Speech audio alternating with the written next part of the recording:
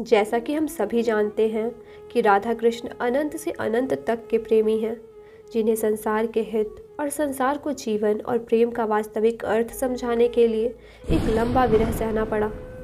यह कथा उस समय की है जब श्री कृष्ण को संसार को कंस के अत्याचार से मुक्ति दिलाने के लिए अपनी सबसे प्रिय राधे और प्रिय वृंदावन को छोड़कर जाना पड़ा। श्री कृष्ण के जाने के बाद राधा तथा वृंदावन की क्या स्थिति थी, हम आपको बताएंगे इस वीडियो में। लेकिन वीडियो में आगे बढ़ने से पहले अगर अभी तक आपने हमारे चैनल नई जिंदगी को सब्सक्राइब नहीं किया है तो सब्सक्राइब करके बेल आइकन दबाना ना भूलें।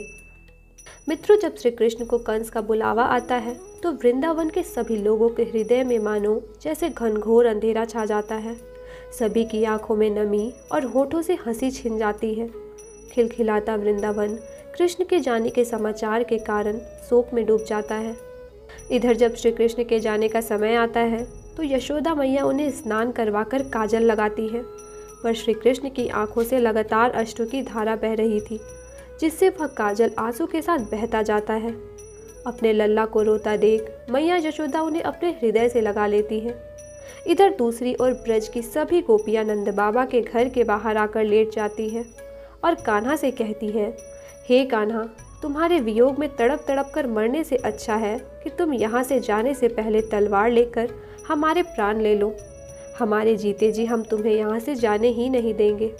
तब भगवान सबको यह कहकर समझाते हैं कि मैं 1-2 दिन में ही अपने प्रिय गोपियों के पास वापस लौट आऊँगा। इसके बाद भगवान श्री कृष्ण नंद बाबा के चरण स्पर्श करने जाते हैं। नंद बाबा एक कोने में अपने दुख को अपने हृदय में छुपाए खड़े होते हैं। जैसे ही भगवान उनके पास पहुंचते हैं तो बाबा कहते हैं, लल्ला मेरे पास मत आना, वरना मैं तुम्हें जाने ही नहीं दूंगा। यह सुनकर भगवान दौड़कर अपने बाबा के गले लग जाते हैं और फूट फूट कर रोने लगते हैं। अपने लल्ला को देख नंद बाबा ने जो दुख अपने हृदय में अब तक छुपाए रखा था वह भी उनकी आंखों से अश्रु के रूप में बाहर छलक जाता है। तब बाबा बोलते हैं, लल्ला काहे सता रहे हो हमें, अब और ना सताओ वरना हमारे प्राण निकल जाएंगे। यह कहते हुए दोनों फूट फूट कर रोने लगते हैं। उसके बाद श्री कृष्ण गौशाला में जाते हैं और अपनी प्रिय सभी गायों की पूजा करते हैं। श्री कृष्ण को देख सभी गैयों की आंखों से भी अश्रु की धारा बहने लगती है और सभी अपने स्वर में कृष्ण कृष्ण कहकर चिल्लाने लगती है। अंत में श्री कृष्ण अपनी प्रिय राधे से विदा लेने उनके पास जाते हैं। कहा जाता है कि श्री कृष्ण इस अंतिम समय में राधा रानी से कुछ ही देर के लिए मिल पाए थे। जब श्री कृष्ण उनके पास जाते हैं तो देखते हैं कि राधा रानी वृंदावन के एक अंधेरे कोने में अकेली बैठी थी। उनकी आंखें सूजी हुई थी। उनकी आंखों से लगातार अश्रु की धारा बहे जा रही थी। उन्हें देखने पर लग रहा था कि जैसे उनके शरीर में अब प्राण शेष बचे ही नहीं हो। जब राधा रानी श्री कृष्ण को वहां देखती है तो बस उनकी आंखों में देखती ही रह जाती है। वे दोनों बस एक दूसरे को एकटक देखते ही रहते हैं, किसी से कुछ नहीं कहते। ऐसा प्रतीत हो रहा था मानो जैसे मन ही मन उन दोनों ने एक दूसरे से सारी बातें कह दी हो। और ऐसा होता भी क्यों ना, उन दोनों में तन का नहीं आत्मा का संबंध था। दोनों को अपनी स्थिति प्रकट करने के लिए शब्दों की जरूरत नहीं थी। अंत में राधा रानी ने श्री कृष्ण से केवल इतना ही कहा, कृष्ण जाओ और अपने कर्तव्य पूरे करो। मेरे कृष्ण तो मेरे अंदर ही हैं और कोई भी परिस्थिति उन्हें मुझसे दूर नहीं कर सकती। फिर श्री कृष्ण राधा रानी से विदा लेकर रथ पर सवार होते हैं। सारी गोपियां उनके रथ को घेर लेती है और रात भर उनके हाथों को थामे वहीं बैठी रहती हैं, लेकिन कोई भी श्री कृष्ण से कुछ नहीं कहती। बस सभी की आंखों से अश्रु की धारा बहे जा रही थी। तब श्री कृष्ण गोपियों को वापस आने की आस देकर ढाढ़स बंधाते हैं और उनका रथ अपने गंतव्य की ओर चल बढ़ता है। बरसों बीत जाते हैं। श्री कृष्ण ने कंस और कई पापियों का वध कर दिया था। अब वे द्वारिका के राजा बन चुके थे। उनका विवाह रुक्मणी के साथ हो गया था। इधर राधा और गोपियों की जिंदगी ने भी अलग मोड़ ले लिया था। राधा समेत कई गोपियों का विवाह हो चुका था। वे सभी अपने वैवाहिक जीवन का पालन करते हुए सदैव श्री कृष्ण को याद किया करती थी। लोक कथा के अनुसार राधा का विवाह अयन गोप के साथ हुआ था, लेकिन फिर भी वे दिन रात श्री कृष्ण की याद में ही डूबी रहती थी। दिन भर अपने वैवाहिक जीवन का पालन कर रात को सभी गोपियां राधा समेत निधि बन जाकर रास किया करती थी और अपने श्री कृष्ण को याद करती थी। कोई श्री कृष्ण की नकल कर बांसुरी बजाती तो कुछ उनके साथ नृत्य किया करती थी।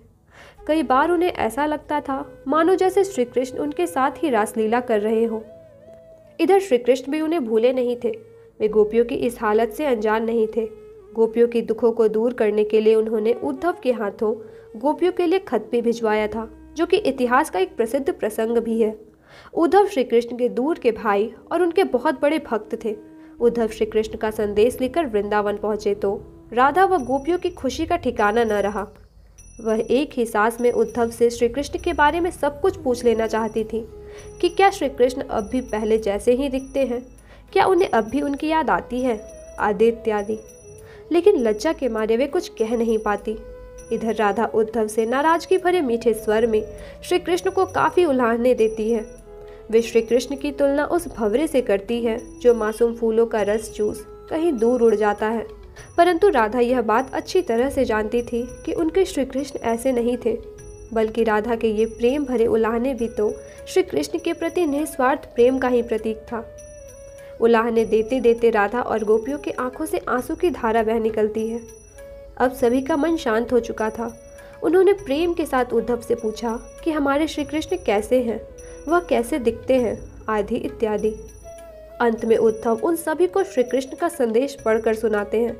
श्री कृष्ण का संदेश सुनते सुनते सभी गोपियों के चेहरे पर मुस्कान और आंखों में अश्कों का अंबार था। उनकी एक कृष्ण प्रेम भरी दयनीय स्थिति देख उद्धव भी खुद को रोने से रोक नहीं पाए। अंत में वे उन्हें प्रणाम करते हुए कहते हैं कि आप सभी धन्य हैं देवियों। इसी प्रकार राधा और गोपियों की असीम प्रेम के कारण उनका प्रेम इतिहास में अमर हो गया। इसी प्रकार समय बीतता गया और अब राधा के इस लोक से जाने का समय आ गया था।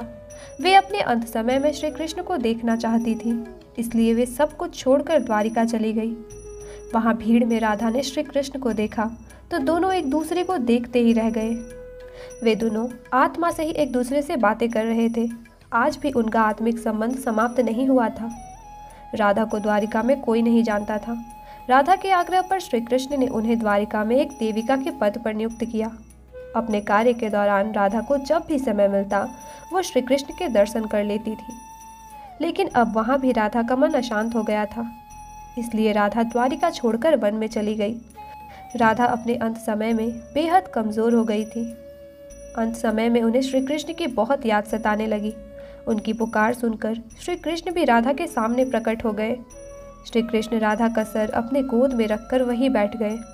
श्री कृष्ण ने राधा से उनकी अंतिम इच्छा पूछी।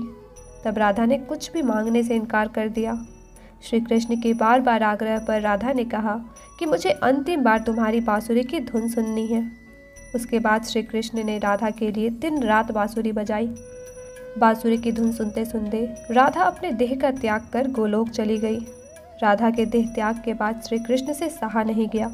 वे उनके देह को पकड़कर फूट फूट कर रोने लगे और अपनी बांसुरी तोड़कर वही झाड़ी में फेंक दी। उस दिन के बाद श्री कृष्ण ने फिर कभी बांसुरी नहीं बजाई। मित्रों, एक अन्य मान्यता के अनुसार ये भी कहा जाता है कि जिस राधा का अयन के साथ विवाह हुआ था वह राधा नहीं बल्कि उनकी छाया थी। असली राधा तो श्री कृष्ण के जाते ही वृंदावन छोड़कर चली गई थी। आज भी राधा कृष्ण के असीम प्रेम के कारण संसार में उनकी पूजा की जाती है। अगर आपको वीडियो पसंद आया हो तो इसे लाइक और शेयर करना ना भूलें। धन्यवाद।